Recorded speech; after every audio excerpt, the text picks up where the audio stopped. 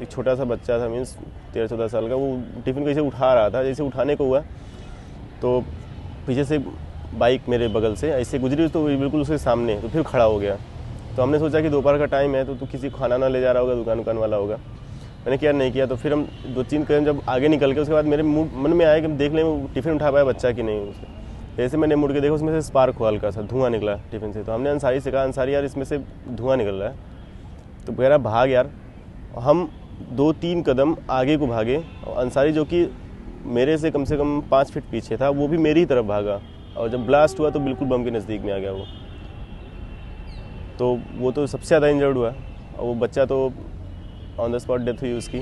और उसके बाद अंसारी सबसे ज़्यादा डैमेज हुआ वहाँ पे। उसके बाद मुझे जो 15-20 सेकंड बाद मुझे जैसे कि काफ़ी भगदड़ मच गई।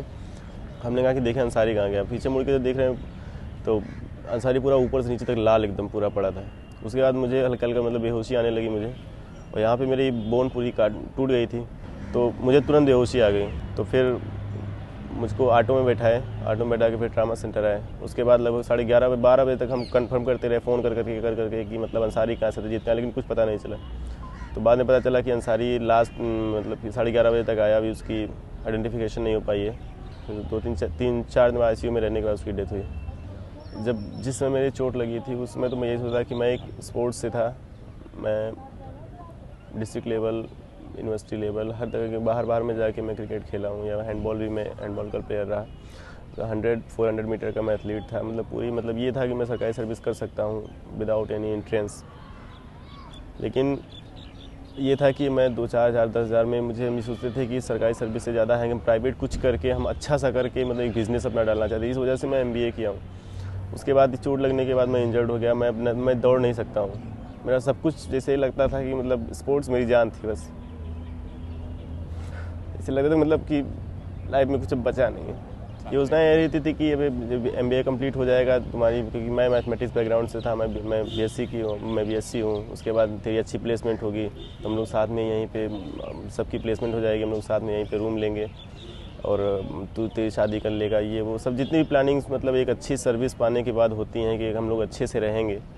क्योंकि हम लोग मीडियम फैमिली से थे, किसी का भी ऐसा नहीं था कि हम लोग बहुत हाई फाई फैमिली से थे। तो जिस तरीके से माँ बाप ने जो भी करके हम लोगों को यहाँ तक भेजा था, तो हम लोग उस पर थोड़ा सा उतरना चाहते थे बस। और किसी के ऊपर गुस्सा होने से फ़ायदा कोई, जब आदमी के ऊपर अंदर सेल्फ होता है, जो कर रहा है अगर उसका सेल्फ ये कह रहा है तो उसको फिर कोई रोक नहीं सकता है। और मेरा सेल्फ ये है कि मैं फेस करूँगा, उसका सेल्फ ये है कि मैं करूँगा। तो फिर गुस्सा किसी के ऊपर कर भी नहीं तो नहीं सकते। अब सरकार के ऊपर क्यों चिल्लाएं, क्या करें? जितना उसके सरकार से हो सकता है वो उतना करते हैं। ऐसा तो है नहीं कि इतने लोग हैं तो हर एक आदमी का बैग, हर एक आदमी का वो, हर एक आदमी का हर तरीके से चेक किया जाएगा या इतना ज़्यादा प्रोटेक्शन दी जा सकती है।